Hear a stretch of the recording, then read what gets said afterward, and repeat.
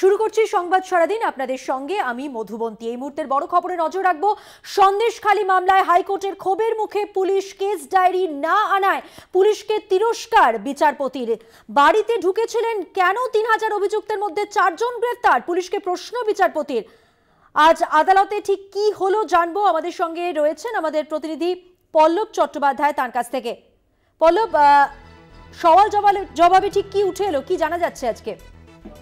আসলে আজকে রাজ্য সরকার যখন এই বিষয়টা নিয়ে উল্লেখটা করে তখন কেস ডায়েরি না আনায় আদালতের ক্ষোভের মুখে পড়তে হয়। বিচারপতি সাফ জানান যে কেস ডায়েরি না দেখে এইসব মামলাতে কোনো অর্ডার দেওয়া যায় না, এটা জানান। ওদিকে এজি যখন এই তার বক্তব্য জানাচ্ছিলেন তখন পাশ থেকে কোনো এক লয়ার তাকে কিছু একটা বলার চেষ্টা চালাচ্ছিলেন, সেটা জাজের নজরেও এসেছিল। তো পরে সেই লয়ার জানান যে আমি শাহজাহানের লয়ার, তিনি এই মামলাতে যুক্ত হতে চান। তো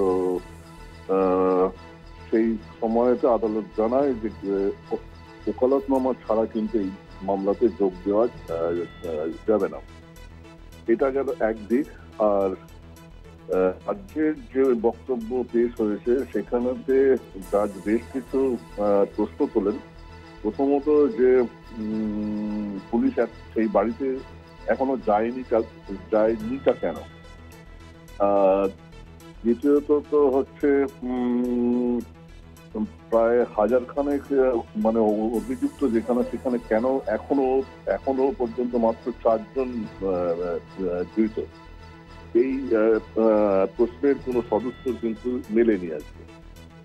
প্লাস কিছু বিশেষ ধারা, সেই ধারাগুলো কেন পুলিশের অভিযোগে নেই সেই প্রশ্নটাও কিন্তু আজকে আদালত তুলেছে।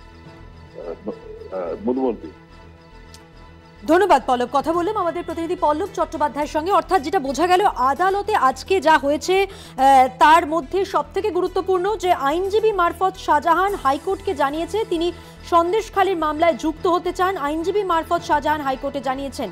পাশাপাশি যেটা দেখা যাচ্ছে যে বিচারপতি অনেকগুলো প্রশ্ন তুলেছেন। সন্দেশখালী মামলায় পুলিশকে ভর্ৎসনা করেছেন তিনি, এবং তিনি এটা প্রশ্ন করেছেন যে কেন কেস ডায়েরি আনা হয়নি, পুলিশ কি করেছে কেস ডায়েরি দেখে বোঝা সম্ভব। আগামীকাল কেস ডায়েরি আনতে হবে এমনটাই কিন্তু নির্দেশ দিয়েছেন বিচারপতি। পাশাপাশি তিনি এটাও প্রশ্ন করেছেন যে এই মামলায় 307 ধারা কেন যুক্ত করা হয়নি, পুলিশকে অভিযুক্তদের অবিলম্বে গ্রেফতার করার নির্দেশ দিয়েছেন বিচারপতি। নিখোঁজের 10 দিন পর হাইকোর্টে শাহজাহান, যেটা জানা যাচ্ছে আইনজীবী মারফত শাহজাহান হাইকোর্টকে জানান তিনি সন্দেশখালী মামলায় যুক্ত হতে চান। এবং আমাদের প্রতিনিধি যেমনটা জানিয়ে দিলেন আজকে আদালতে যা হয়েছে সেখানে সবথেকে গুরুত্বপূর্ণ বিচারপতি অনেকগুলো প্রশ্ন তুলেছেন। সন্দেশখালী মামলায় ভর্ৎসনা করেছেন তিনি, এবং তিনি বলেছেন পুলিশকে যে কেন কেস ডায়েরি আনা হয়নি, পুলিশ কি করেছে কেস ডায়েরি দেখে বোঝা সম্ভব। কেস ডায়েরি না আনায় পুলিশকে তিরস্কার করেছেন বিচারপতি। বাড়িতে ঢুকেছিলেন তিনি প্রশ্ন করেছেন বাড়িতে কেন ঢোকেননি, কেন 3000 অভিযুক্তের মধ্যে মাত্র 4 জনকে গ্রেফতার করা হলো, পুলিশকে প্রশ্ন বিচারপতির। অর্থাৎ পুলিশের ভূমিকায় ক্ষুব্ধ বিচারপতি।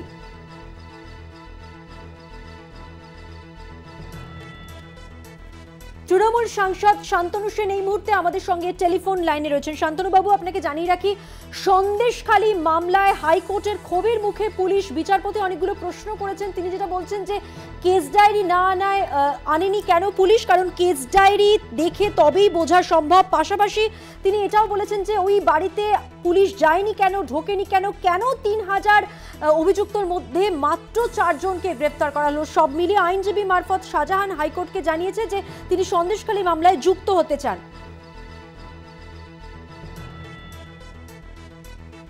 দেখুন, সেটা বিচারাধীন বিষয়, তদন্ত সাপেক্ষ বিষয়। পুলিশ নিশ্চিত করে সঠিকভাবে তদন্ত করছে। ইতিমধ্যে 4 জনকে তারা গ্রেফতার করতে পেরেছে, এবং আমি বিশ্বাস করি যে এই বাংলার প্রশাসন যথেষ্ট স্বচ্ছ, দক্ষ, নিরপেক্ষ।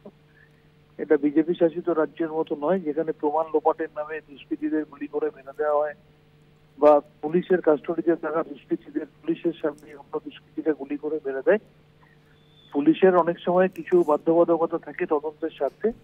আমি বিশ্বাস করি তদন্ত সঠিক পথেই চলবে, এবং সঠিক সময়ে সঠিক তথ্য সর্বসমক্ষে আসবে, এটা আমার ভরসা। কারণ পশ্চিমবাংলার প্রশাসন নিরপেক্ষভাবে কাজ করে এবং ধর্ম নির্বিশেষে বিচার করে শাস্তি দেয়, এটা প্রমাণিত হয়েছে।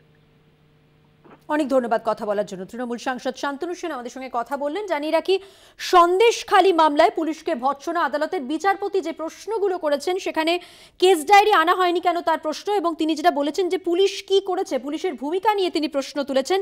কেস ডায়েরি দেখে বোঝা সম্ভব, তাই কেস ডায়েরি কেন আনা হয়নি, আগামীকাল যেন কেস ডায়েরি আনা হয় এমনটাই তিনি নির্দেশ দিয়েছেন।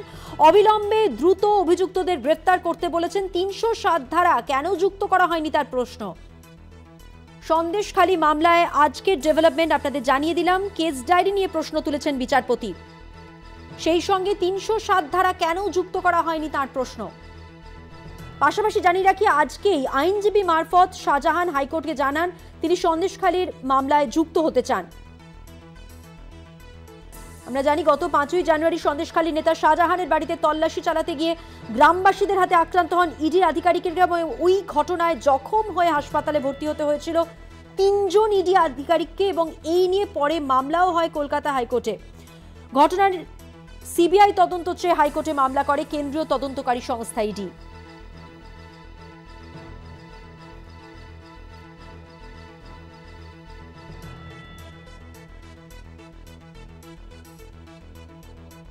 আইনজীবী কৌস্তব বাগচি এই মুহূর্তে আমাদের সঙ্গে টেলিফোন লাইনে রয়েছেন।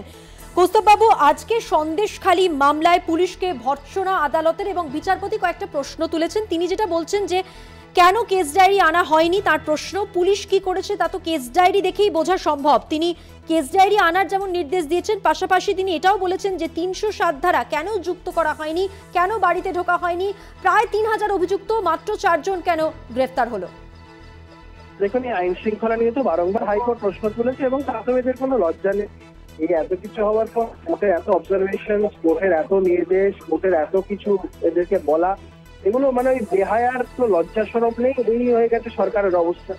আজকে এই জায়গায় দাঁড়িয়ে একটা জিনিস স্পষ্ট, সেটা হচ্ছে যে এই রাজ্যের যে আইন শৃঙ্খলার চরমতম অবনতি ঘটেছে, হাইকোর্টের এই বিভিন্ন অবজারভেশন গুলো থেকে স্পষ্ট হয়। এবং বিচারপতি যেটা বারবার বলছেন যে সৎ বিচার করার উদ্দেশ্য থাকলে কিন্তু এই যে ধারাগুলোর কথা তিনি বলছেন সেগুলো যুক্ত হওয়ার ক্ষেত্রে তিনি প্রশ্ন তুলেছেন। অর্থাৎ তিনি বলছেন যে সৎ বিচার করুন, এইভাবে এই যে ধারাগুলোর উল্লেখ করেছেন তিনি। স্বাভাবিক, এই সিআরপিএফ এর লোকেদের এগেইনস্টে এফআইআর করাটা এটাই তো একটা অসৎ উদ্দেশ্যে করা।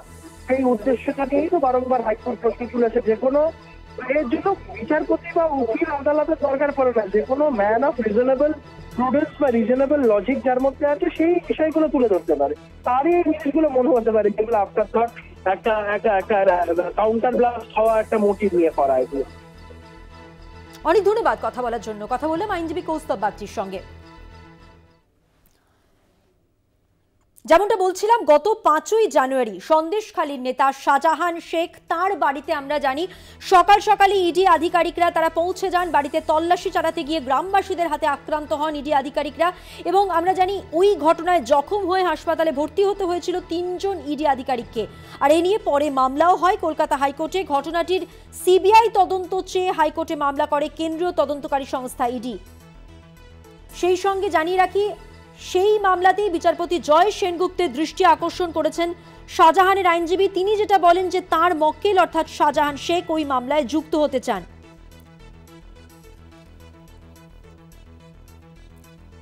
অর্থাৎ অবশেষে সন্দেশখালীর ঘটনায় যেমন একদিকে 10 দিন পর খোঁজ মিলল সন্দেশখালীর তৃণমূল নেতা শেখ শাহজাহানের, অন্যদিকে আজকে বিচারপতি আদালতে কিছু প্রশ্ন করেছেন। তিনি কেস ডায়েরির উল্লেখ করেছেন কেন তা আনা হয়নি, এবং পুলিশ ঠিক কি করেছে, পুলিশের ভূমিকা নিয়ে তার প্রশ্ন। পুলিশের ভূমিকা কেস ডায়েরি দেখেই কিন্তু সঠিকভাবে বোঝা সম্ভব। তিনি এমনটাই বলেছেন, আগামীকাল কেস ডায়েরি আনতে হবে, এমনটাই নির্দেশ দিয়েছেন তিনি।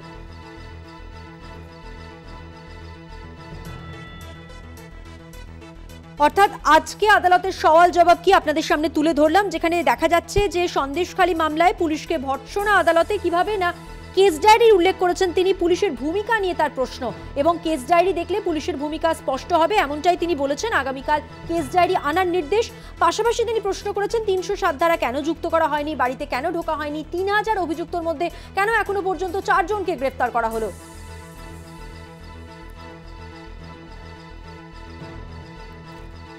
গত 5ই জানুয়ারির ঘটনা, সন্দেশখালী, যেখানে নেতা শাহজাহানের বাড়িতে তল্লাশি চালাতে গিয়ে আহত হতে হয় 3 জন ইডি আধিকারিককে।